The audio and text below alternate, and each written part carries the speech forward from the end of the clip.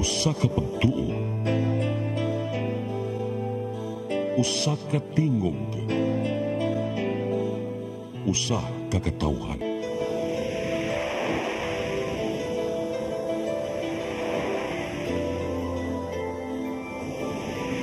Cebu Catholic Television Network.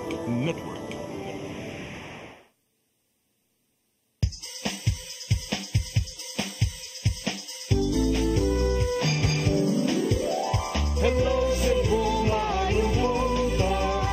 Nagsunta ang kahayag nga nagsulit sa matuod, kadagan sa panghitabo. Hello Cebu, maayong buntag Pinoy.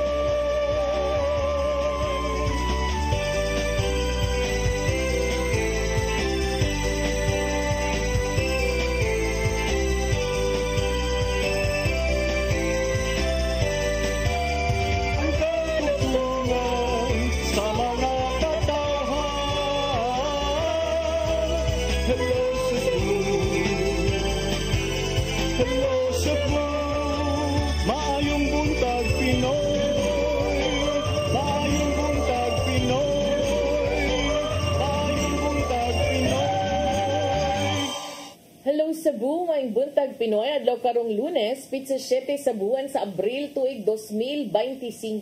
Sangan sa kong partner nga si Attorney John De Sacramento, kunyang alagad sa kahanginan Malu Inocando Tabar, uban ni may hangtod sa alas 9 karong buntaga sa itong programang Hello Cebu, maayong buntag Pinoy. Dita maglangan ato dayong ipadangat kining ato ang latest weather update.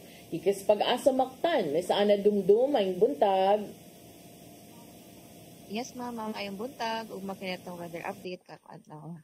Samtangan, ITCZ ang nag-aapektar ngadto sa Mindanao ug easterlies nag-aapektar nga rin sa Visayas. So far, wata gina-monitor na LPO or bagyo doon sa tuong nasod.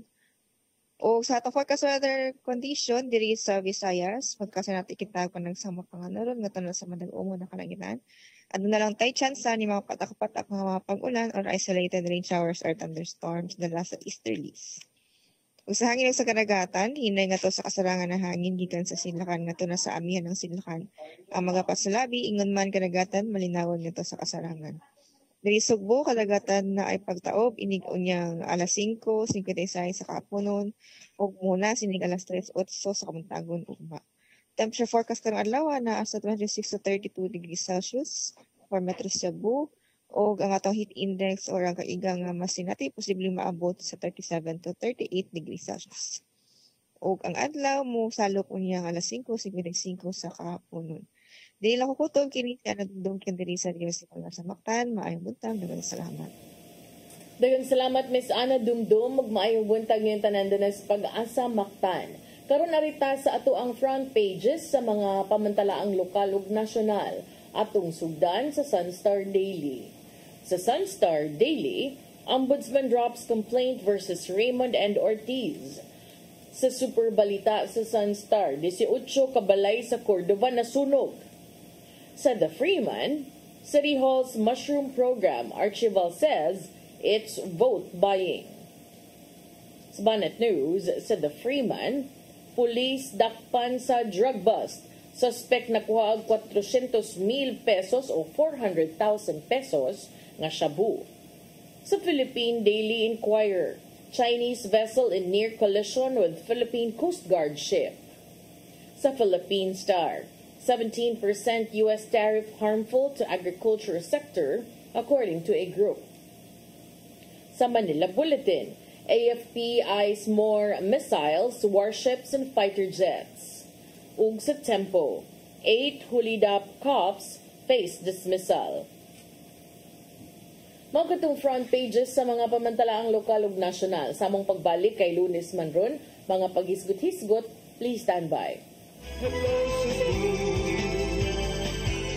hello Cebu, maayong buntag Pinoy, maayong buntag Pinoy, maayong buntag Pinoy.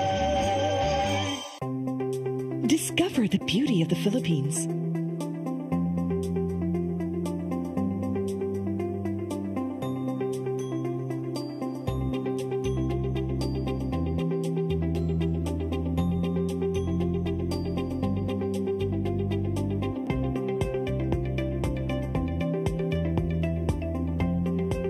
with Philippine Airlines, the country's flag carrier.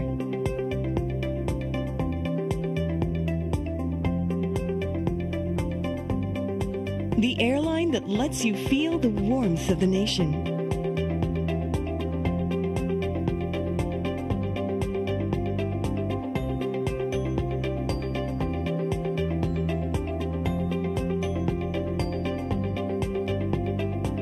Mabuhay!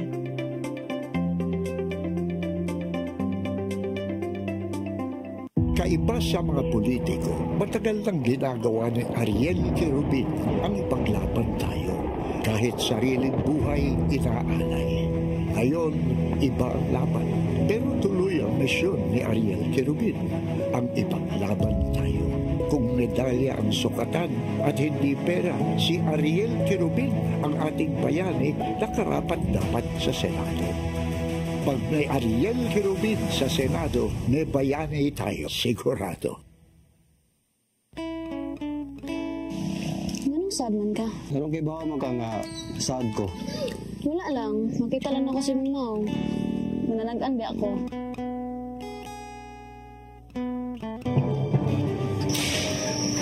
Samantala, bakit sila tapos? Hindi tayo na. Hindi ka makabasa ni Manuel. O ganong dili man? O, ganong dili man, ngauyab man na sila. Hilong mo, ikaw ba? Susira kay ka. Ano mo din tawahan ang gulatan ako? Wala, boss. Agad. Saan ang tapo nyo? Human sa iyang pagbiya, unya karon, mubalik siya. Ang mo nagsad. Dili na kasama mo, ha? O siya ngay, wala, kaya ngay. Isa man sila. Ino na ba na? Kamatigod na daw. Nawayon ba ya? Dili, hindi susbiyag.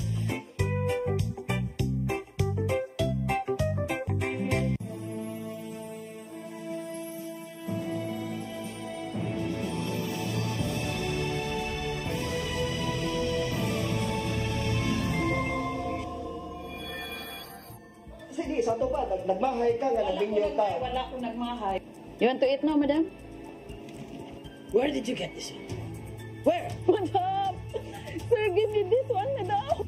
Like kong tawa. No, madam, please! Please, I'm crazy, madam!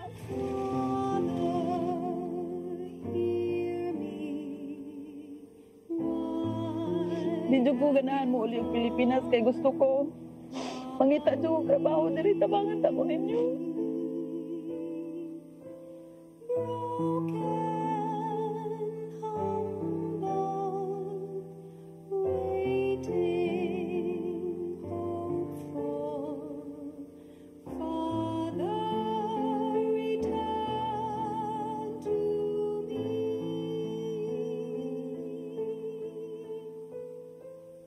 Wash me, my Lord, forgive me my sin.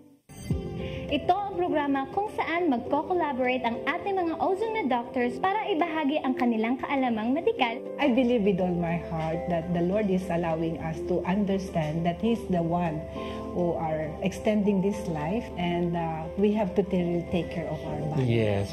Matag episode, among ipaambit ninyo ang mga healing testimonies. Every day, pag gising mo, iisip ko kung ilang taon na lang yung itatagal ko. Yung ganun. This is your path to a new start. OzoMed Wellness Clinic New Start. Napapanood every Saturday, 8 to 9 a.m. Og ang replay airing matag Miyerkules, 1:00 hangtod 2:00 sa hapon. Dinhilang sa CCTN Channel 47. Hello, Cebu. Hello, Cebu. Maayong buntag, Pinoy. Maayong buntag, Pinoy. Maayong buntag, Pinoy. Balik ta sa Hello Cebu, maing buntag, Pinoy. Happy Monday sa atong mga viewers o listeners wherever in the world you are. Nya Monday ron partner, Lunes wala tay balita pero do nagyapon tay mga paghisgot-hisgot. Ato unaw naghisgot karon kining usa ka police officer in active service nga nasikop ato sa buy-bust operation nga gipahigayon sa kiniusang puwersa sa mga sakop sa kapulisan, no?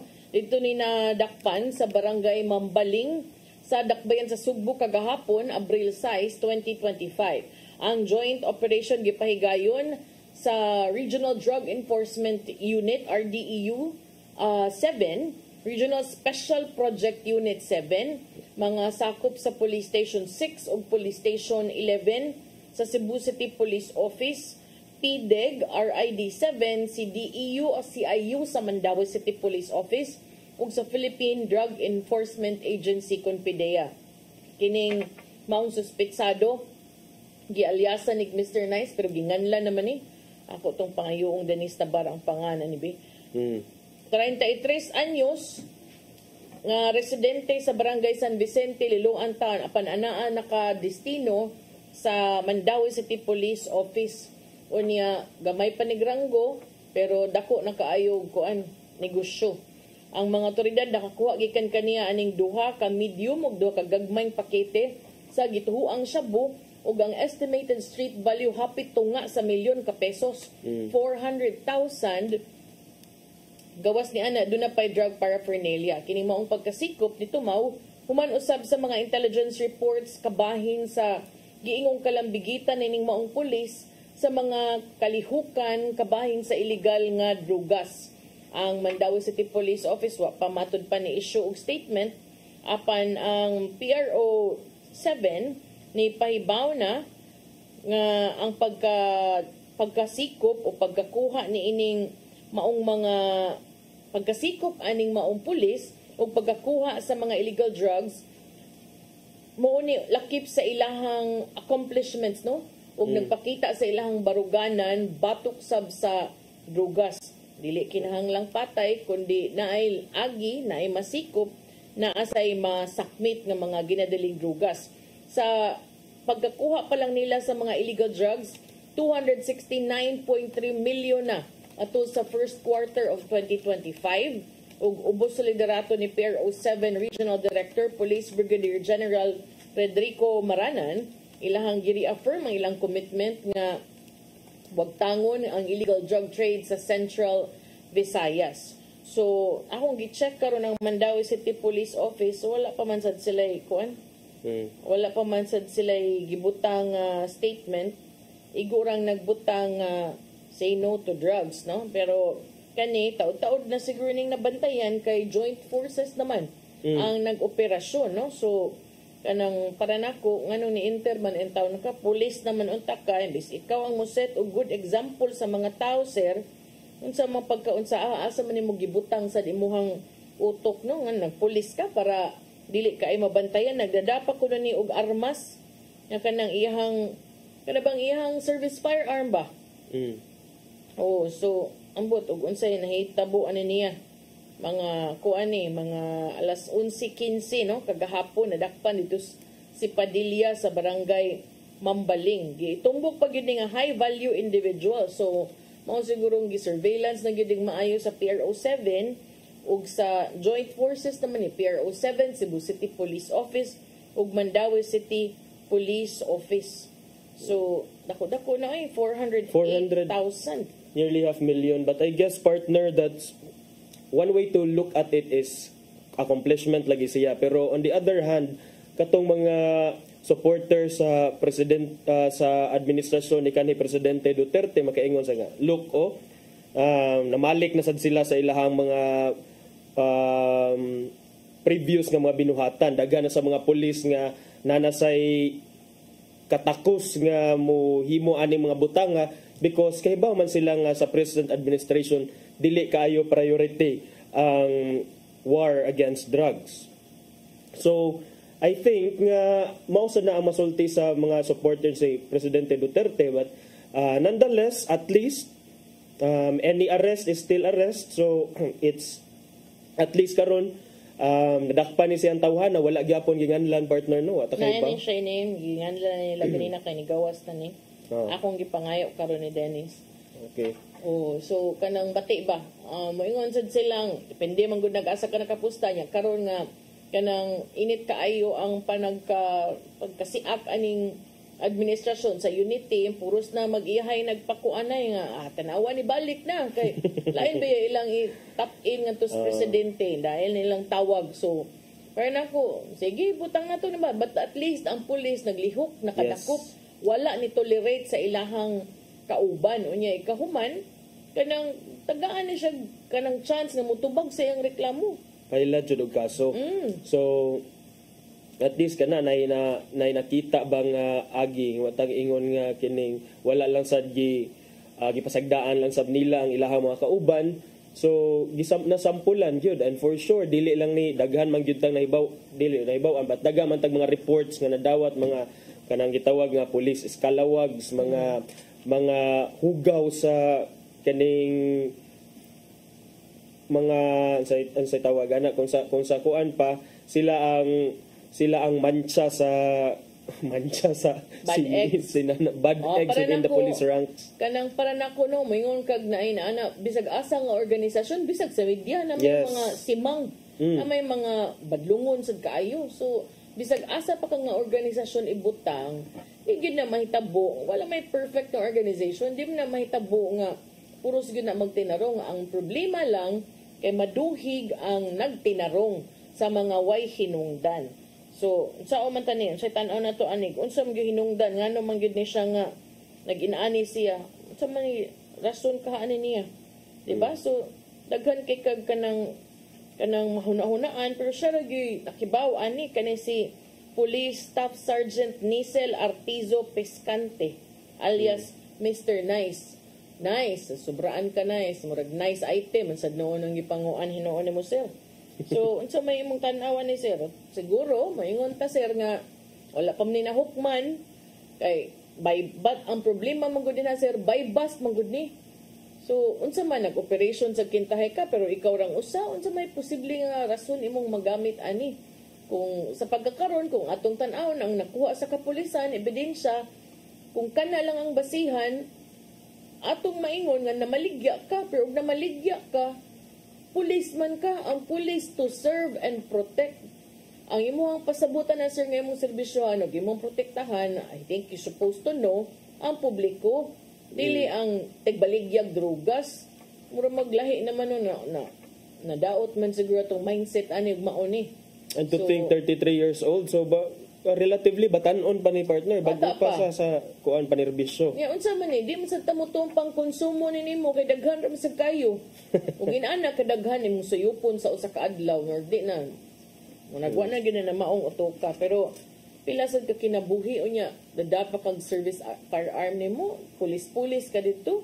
Kalain paminaw na ng pulis ka, pero ikay na maligyag drugas, murag di man mao. Diba? Mura ra nagkuanta.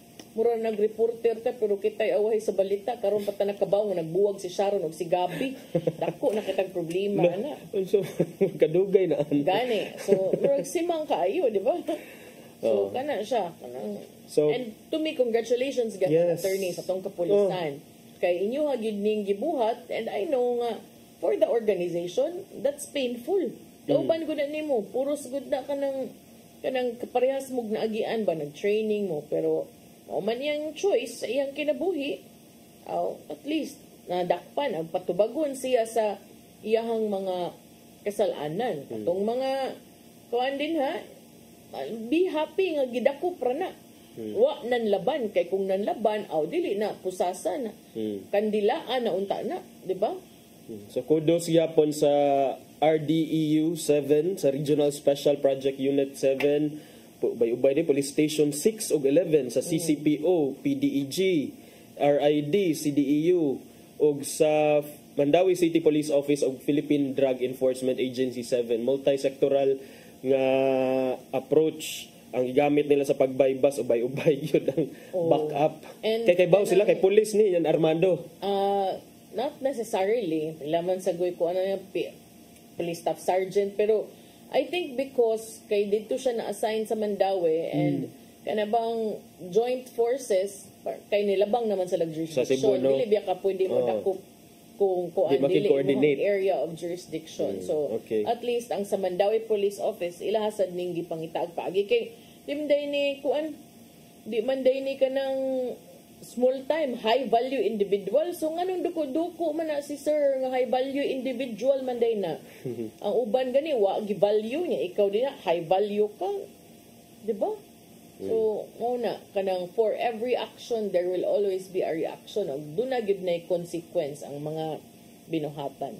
Yan, naghisgot na magyutag katong nanlaban, ato na lang ni ilahos attorney. Ilahos. Kay kung ang uban, doon ay mga ribbon-ribbon, red ribbon, dili bake shop mo, campaign sa Na mga yellow, na Duterte supporters pagka sikop sa kanhi presidente, karon doon na say white ribbon, susuhutan, nag-ribbon, lain-lain ang ribbon. Surrender na. Di man sad sila pwede mo ingon og yellow ribbon kay Nanay nakauna. Aquino man to, naunhan mo sa kanta pag yun. So karon ang progresibong pundok bayan muna nilusad sa white ribbon campaign, pero di na yung white ribbon lang ang ilang campaign, white ribbon Duterte panagutin campaign.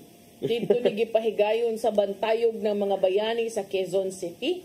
Kagahapon unya ang ilahang kausa, nanawagan sila og hustisya alang sa biktima ni kanhi biktima ni kanhi Presidente Rodrigo Duterte ug sa iyahang gubat batok sa ginadiling drugas. Ang maong kalihukan ni kuan kini ni pundok kinig mga pamilya sa mga biktima, mga grupo sa simbahan, civil society organizations sa usa ka symbolic nga protesta batok sa extrajudicial killings nga matud pa nahimo atol sa administrasyon ni Presidente Duterte. Hinumduman, official government figures, at least 6,252 katong nga time, mostly from urban poor communities, ang gihong napatay anto sa anti-drug operations from 2016 to 2022. Apan ang mga aktivista ug mga human rights group niingon nga mas taas pa ang death toll. Uy, daghan man to diri. Kanumdum ako ito nga ikapatay gyud ayon. Bisag gidungog na siyang na yung mga kalabigitan sa ginadaling drugas, moingon man dayon sila at that time nga. Ato pa ning susiyon, so far, ang ato mga natan-an ng mga motibo, posible nga business, posible nga third party, lain-lain na lang. Ikatulo ra gyud ang drugs. So mo gyud to pirmi ang mahitabo gyud mang tan-aw gyud ming sir magtinan-away gyud mi atong aning sermani nga. Negosyo na sad ni, third party na sad ni. Kanang grabe naman ning mga kabit ron kay moabot naman ning kabit-kabit, moabot na mag patay-patay. Yeah, last ra gyud ang drugs. Third, fourth, ano ba? Runner-up ra gyud siya. Ano man gyud to? Ang motibo number 3 ra gyud drugs. Yeah, nibong sa dang uban, mingaw man wa nay nangabit. Wa nay nang tangkyo og mga negosyo or dili man sad. Apil kong utang, negosyo, kabit-kabit, utang, old grudge. Nag-unay na lang sa kuno. Tumoy gyud ang drugs pirmi, murag appeal sa gi-consider pero dili mo ay kanang murag sibaw kaayo nga mga detalye, di ba? So kani ilang gihimo kagahapon, ila ko ning gihimo aron dili lamang aron hinumduman ang mga biktima, kundi ang pagdemand nga si Duterte will be held accountable for the mass murder of the poor, matod ni kanhi Bayan Muna Representative Nery Colmenares. Pero murag mapapili ba ni sila balik party list, no? Yes. This year for the elections. Sige lang, ato lang gyapon ning tagag kanang pagtagad og basahon ilang giingon. Ang puti ko nga ribbon, mo'y simbolo sa ilahang hiniusang pagbangutan. Ug labing importante pagyud matod pa ang ilahang walay kanang paglubad nga paningkamot aron makabot ang hustisya. Ihang gitumbok nga ang mga pagpatay as crimes against humanity, ug ihang gitumbok nga ang systematic violence against the poor cannot be dismissed as government shortcomings. Dili ko no mahimo nga ipadaplin lang nga ibutang lang kintay nga nasipyat ang gobyerno kay systematic naman nga violence batok sa mga kabus. Ang White Ribbon Campaign nagsugod niadtong Marso 28 ug tumong niini ang paghimo og tibuok nasod gyud nga awareness ug apil gyud ang pressure for accountability. Sa maong paglusad sa maong kampanya, ang mga participants naghigot kinig mga puti nga ribbon sa bantayog ug nanghatag og campaign materials sa mga silingang mga dapit. Lakip na sa St. Peter Church of Commonwealth Avenue sa Quezon City. Ang mga organizers iawhag sa publiko nga mosulob og white ribbons, display stickers and pins and update social media profiles to show solidarity with the victims' families. Gisaway usab ni Colmenares ang kasamtangang administrasyon ug niawhag niini nga mo-cooperate sa investigasyon sa ICC. Ningon siya, we call on the Marcos government to stop its hypocrisy. If it truly values justice, it must support the victims and allow the ICC to do its work. Silence is complicity, action is standing for justice. Nasa siya punto. Silence is tinuod man, complicity. ang dili pagtingog-tingog, nagpasabot nga imo ara sa dang gitolerate. Tolerate ang injustice. Oh. So, mo na. Pero kani ba, nga na mga White Ribbon Campaign, kana, nagisgot ka nga, apparently, kuan din sila, mga kandidato sad for party list representatives. But at the same time, naa na magoy ongoing nga kaso sa ICC, and whatever we do here in the Philippines, sa unsa pa nga klase or color sa ribbon atong ibutang diri, wala tay mahimo. Rainbow. Bisag rainbow pa nato ibutang ito ano man sa ICC. But sige, kanya-kanyang pakulo. So why basagay og trip? Kung mauna ang inyo ha, you have the freedom of expression. So basta wa di lang mo makakuan, di lang mo pangamong og laing tao, sige kana ato nang paundayunan ang inyong mga White Ribbon Campaign isip pakigiusa sa plight sa mga drug war victims or EJK victims. Nya? Break sa ta.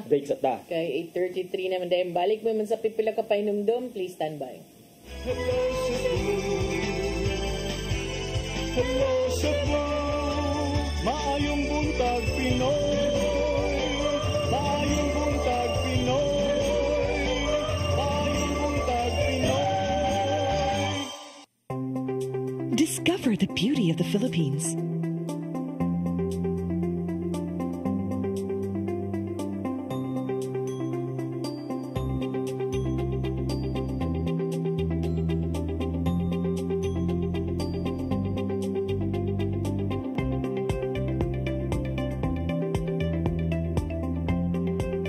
With Philippine Airlines, the country's flag carrier.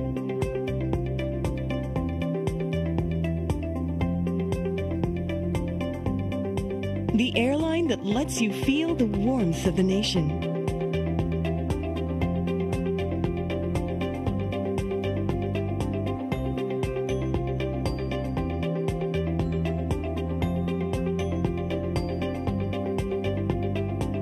Mabuhay!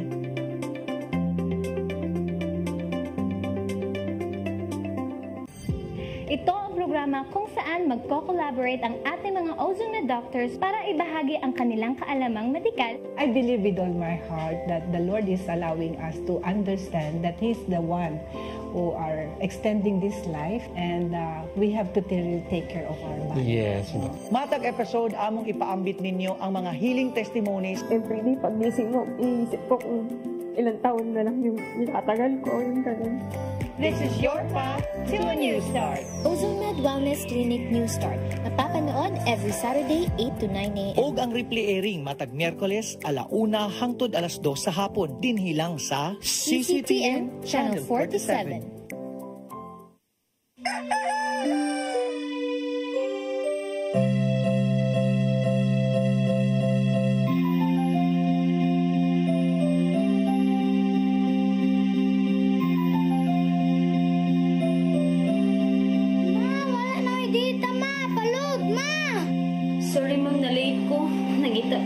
Para internet sa kong anak, ma'am. Ay, wala na yung problema. Para Sinisibu. Sinisibu, Sinisibu. For your internet connection. And for the signal of your cable TV. So fast and straight that transmission to your phone. Sinisibu. Sinisibu, Sinisibu. Offers you to have fiber optics. For your viewing experience, perfect and clear so far. So great and affordable for you to enjoy. Sinisibu. Sinisibu Television Network Incorporated offers fiber to the home broadband internet bundled with fiber to the home cable TV connection. Sinisibu Television Network Incorporated, with its operation in Metro Cebu and the whole province of Cebu soon. And affordable for you to enjoy. Sinisibu. Hello Cebu. Hello Cebu. Maayong buntag Pinoy. Maayong buntag Pinoy. Balik gihapon ta sa Hello Cebu, maing buntag, Pinoy, aron ipadayon ato ang mga paghisgot-hisgot karong buntaga. Nya atong ipadayon partner katong imo naman nasugdan kaganina ang kabahin sa mga updates dito sa ICC with the case ni kanhi Presidente Rodrigo Duterte. Matod pa ni former President Duterte nga I want to die in my country. Matod niya partner nga dili kuan sa iya ha. It doesn't matter to him kung mamatay siya kay tungod sa iyang katiguangon kuan na magid siya. He is known to not mince his words kanang he says what he really wants to say. So matod niya nga ako tiguang nako pero kung atagag ko may unta nga adto ko mamatay sa ako ang yutang na tawhan og dili sa ubang nasod. Mao kana ang sulti ni kanhi Presidente Rodrigo Duterte ngadto sa iyang anak gihapon nga si Vice President Sara Duterte dihang nahinabi sa Vice Presidente ang iyang amahan diha gawas sa Scheveningen prison sa The Hague didto sa nasod sa Netherlands ni adtong Biyernes diin milanat og mga usa ka oras ang ilang panag-istorya partner through the telephone.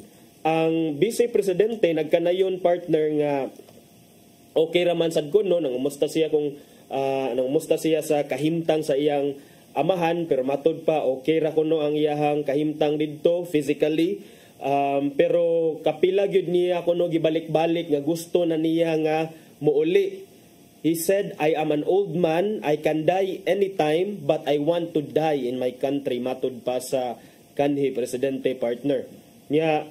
Ang tubag sa Vice Presidente sa anak nga iya kunong nasabtan ang amahan mao nga iyang gipasalig nga padayon nga sa pagtrabaho ang ilang legal team ang abogado nila kada adlaw aron i-explain sa former president kung unsay dapat buhaton para kining kaso nila kuanin nila mudaog sila na ining kaso niya. Ato man tong kahinumduman nga ang ilang abogado nga si Attorney Nicholas Kaufman nga maoy lead counsel sa kampo ni kanhi Presidente Duterte. Una naman ning niingon nga magpetisyon sila sa International Criminal Court aron dunay magpetisyon sila for the temporary or interim release sa kanhi Presidente. Nya sa question nga unsay posibleng senaryo nga pwede mapurbahan sa korte ang petition para mahatagan og interim release si Duterte, niingon si VP Sara nga iya na lang nang ihatag ngadto sa iya na lang nang ipaubaya or iya na lang nang let the defense team work on it nya. Doon na say mga fake news lately nga wag yapon ni natagam ni mga fake news peddlers kay naay uban nga mga post kuno nga it will be the Philippine government nga mo shoulder sa gasto sa mga witness and daghan ng mga witnesses kay atong nahibaw-an last week or 2 weeks ago 181 ka mga ebidensya nagkadaiyang ebidensya ang ipresentar mao pa ni ang package number 1 sa evidence sa prosecution 181 nya.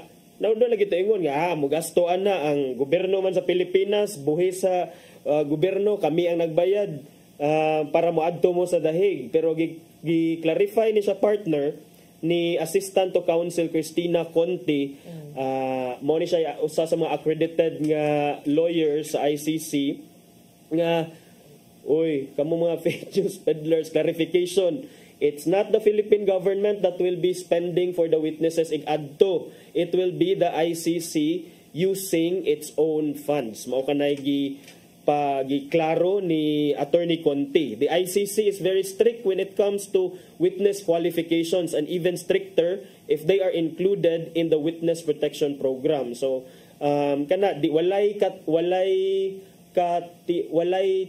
dili na tinuod ang mga taho or ang mga post online nga nag-ingon nga ang gobyerno ang mugasto sa pagpaadto sa ang moplete o ang ilang mga daily expenses dito sa The Hague, dili ang gobyerno sa Pilipinas mo bayad contrary to those reports. Matod ni Attorney Conti nga dapat kini mga supporters ni Duterte dapat dili nila i-divert ang issue by attacking the victims, noting that testifying before the International Tribunal dili ba yan siya joke.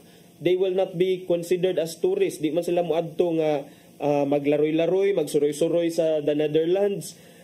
Muadto sila because they are going to testify on a case nga very high profile, na case nga very sentimental, very kuan to them, very close to their heart. So dili ni siya ingon nga laughing matter or pagyaga-yaga. They will also not be considered as freeloaders, meaning to say kanang iadto lang kay nya gasto tanan, all expense paid, nagpalibre lang, because the trade-off is, of course, kung muadto sila, dili man sila muadto kay para lang magsuroy-suroy, muadto igadto nila to testify ang ilang gibiyaan diri sad ang ilahang mga trabaho, ya duna say mga risgo sa ilang seguridad, dunay psychological trauma even according to Attorney Conti. So katong mga ni claim nga ang katong mga deaths related to the drug war under the Duterte administration involved only drug addicts kuno, matod ni Attorney Conti nga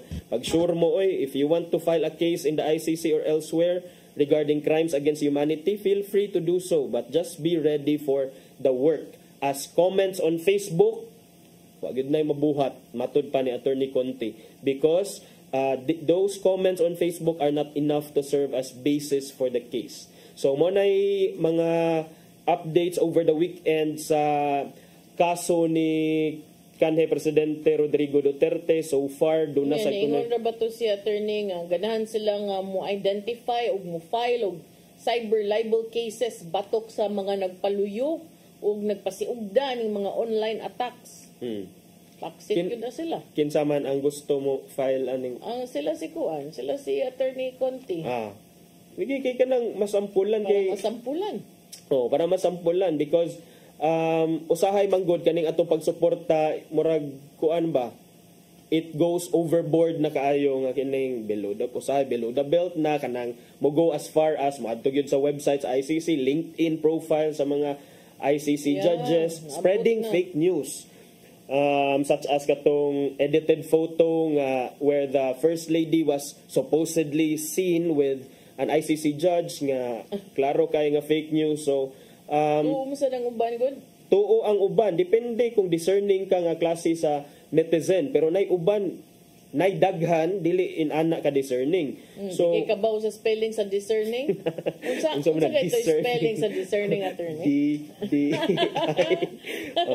So mo na sa partner. So na kung kana ilahan ng tinud-on mas maayo kay para at least kuan dunay masampulan partner nya ang ko ba to ang giingon ni Attorney Conti gani katong nipalag siya ba sa argumento sa mga Duterte supporters nga kato kunong mga pagpatay ug nangamatay justified kay mga adik kuno tanan. Di ba na may naa nga statement ang iyang quote no nindot kayo ningon siya, let us not derail the conversation.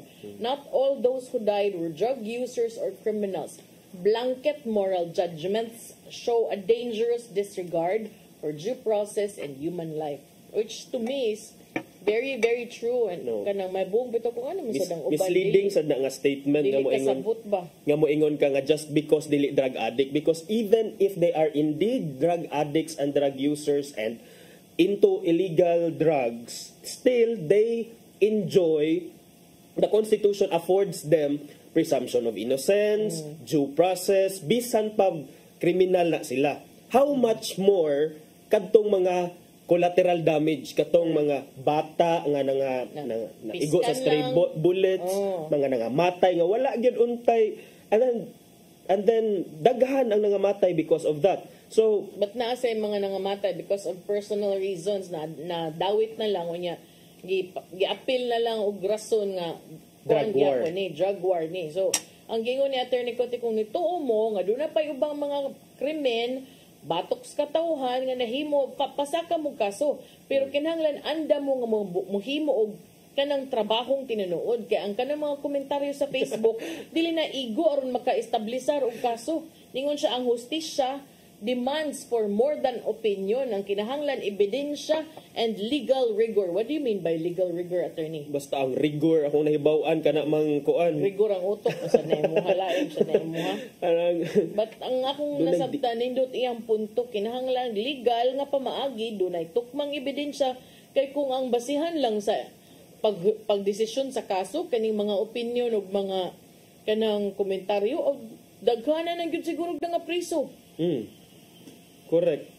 So mo lagi na usahay ang justice ana magud mahitabo sa social media kay gusto nila nga shortcut, gusto nila nga kuan, gusto nila trial by publicity, gusto nila nga ma-convince, ma-persuade tong mga tao nga in the hopes nga mutuo sa Manila sa ilang gituuhan.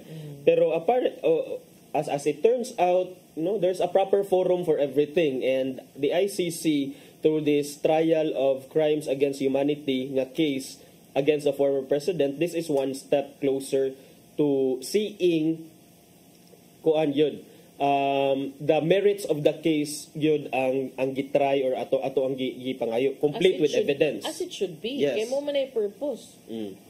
So kana andam lang mo kuan ayaw mo sig comment sa Facebook kay pila daghan kay mog time no mag sige comment sa Facebook murag maorag yun sa na inyong trabaho na comment diha sa Facebook pero sige inyo halang sad na kung sige mo diha og pasiatab og mga fake news dili sab mo undang ang otoridad, ang mga kapulisan o uban pang mga well-meaning individual sa mual kontra ang mga fake news kay in fact dunay duha nga nasampulan partner, dunay formal criminal complaints na gyud ang na-file nya diri ra bad ni duol sa toa partner dinhi ni gi-file sa Mandawi City o Cebu City ang mga kaso against duha ka mga tawo nga gipasingan lang sabwag o fake news diha sa social media pinaagi sa pag-edit og video, pag-post og edited video sa crowd during the Sinulog Festival in Cebu and then describing it as a prayer rally for former President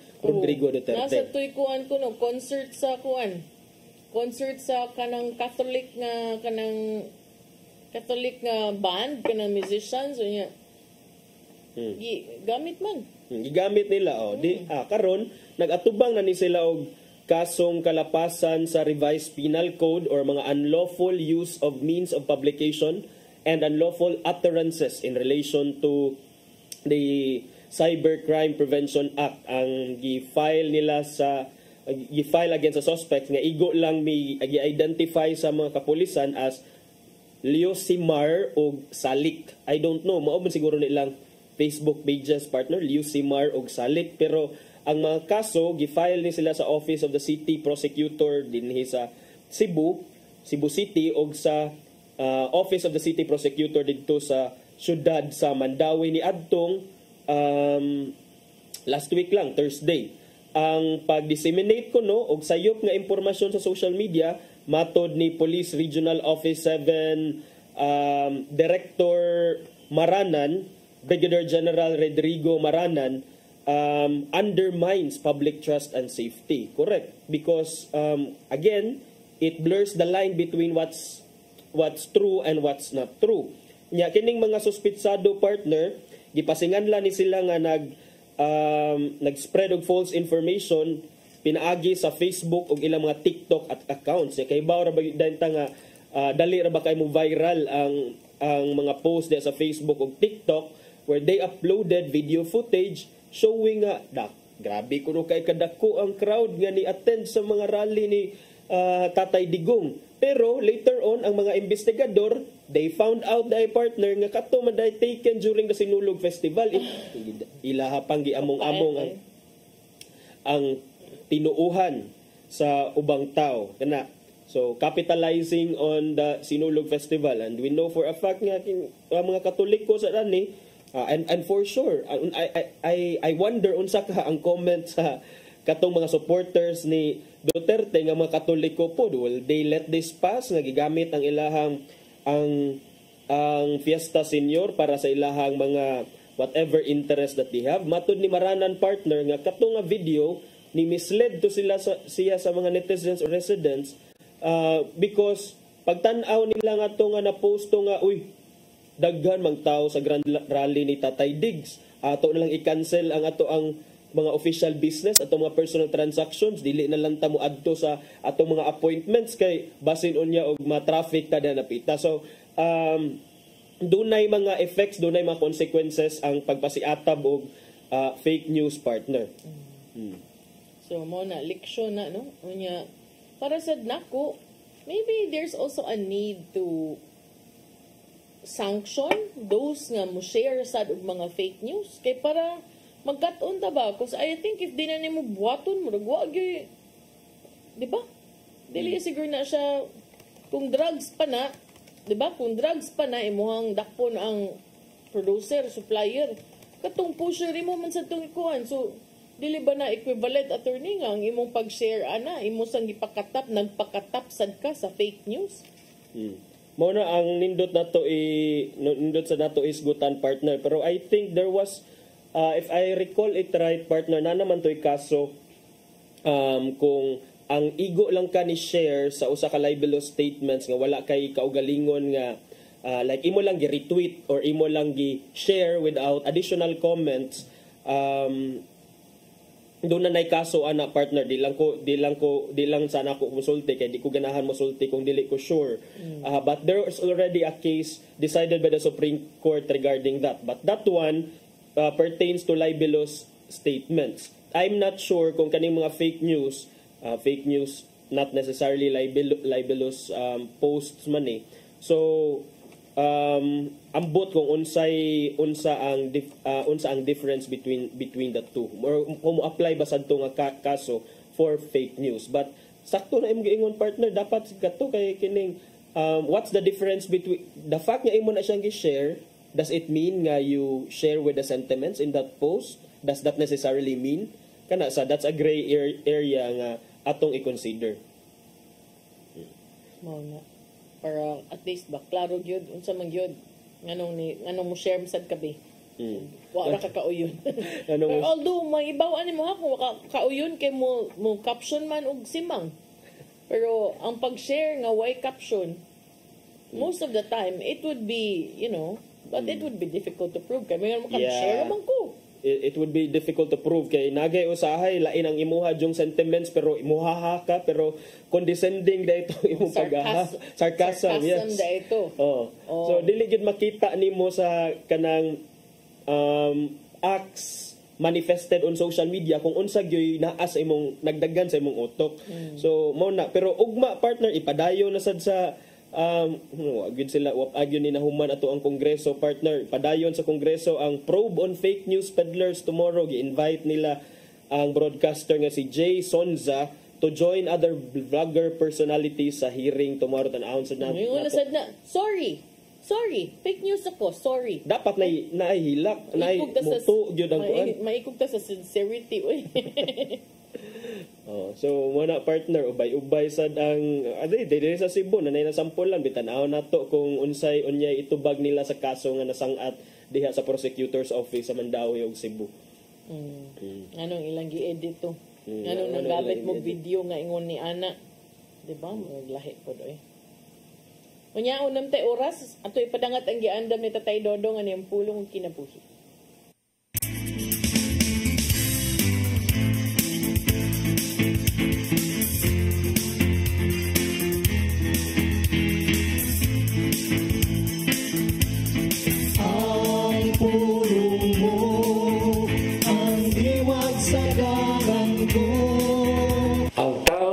Muhatag siyang kinabuhi kang Hesus.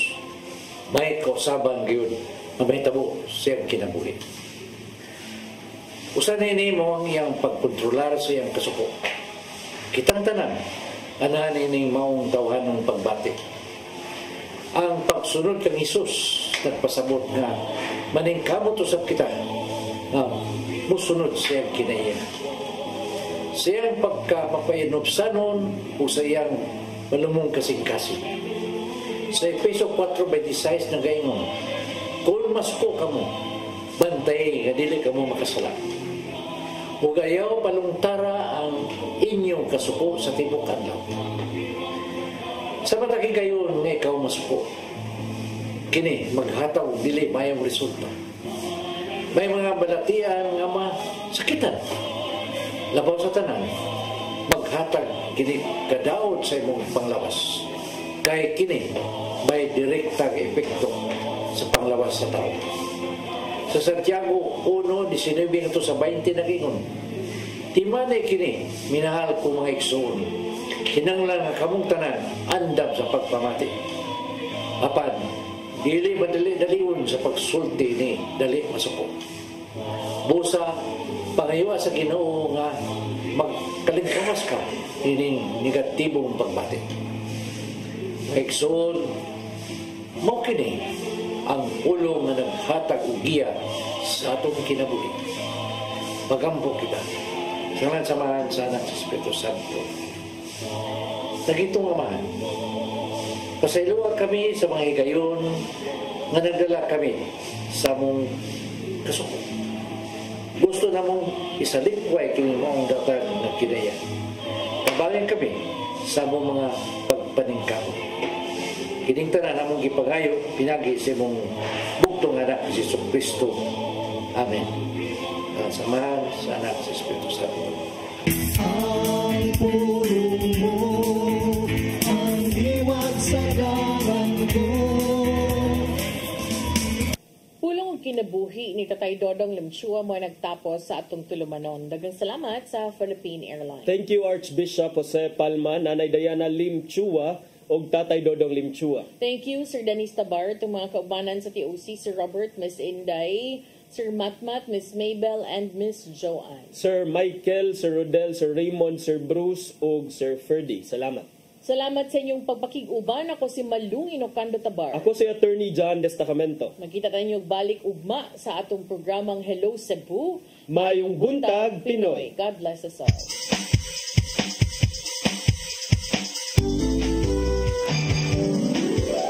Hello